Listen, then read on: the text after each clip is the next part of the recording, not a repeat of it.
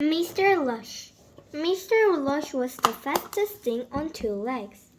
He used to lush hither and thither and hither and back again all the time. And of course, he was always in such a lush that he never ever finished anything properly. One morning, he woke up with a jump.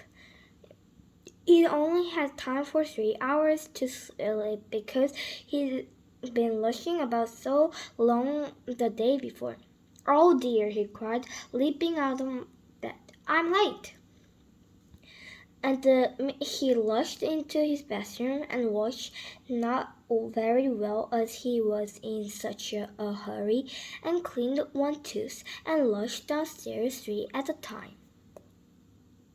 Mr. Lush had a boiled egg and toast and a cup of tea for breakfast. He boiled the egg for 5 seconds and it tasted awful. He toasted a bread for 1 second and so it wasn't brown at all. And as he couldn't bear to wait for the kettle to boil, he made his tea with cold water. Ah, what a horrid breakfast! And of course, he was in such a rush he only ate half of it. Lush, lush, lush, silly fellow.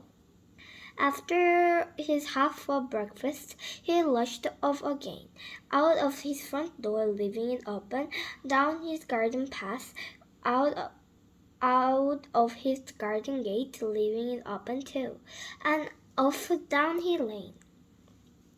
He passed Mr. Happy. Hello, called Mr. Happy. Good morning, Mr. Lush. Where are you going off? Can't stop, cried Mr. Lush. I'm in much too much of a hurry. I can see that, thought Mr. Happy to himself as he watched Mr. Lush disappear into the distance. I wonder where he is going. Where Mr. Lush was going was nowhere, fast as usual. Mr. Lush lushed around at the morning and lushed home and quickly ate a sandwich with some bread and then lushed off again. And he lushed all around the afternoon. That evening he was amazing. He never had time to read a book. When he saw an advertisement for a holiday. Ooh, he said, I'd like that. I haven't a holiday for ages. But then his face fell. I can't go on holiday, he thought, because I don't have any money. He thought again, and his face rose. I know, he thought, I will get a job.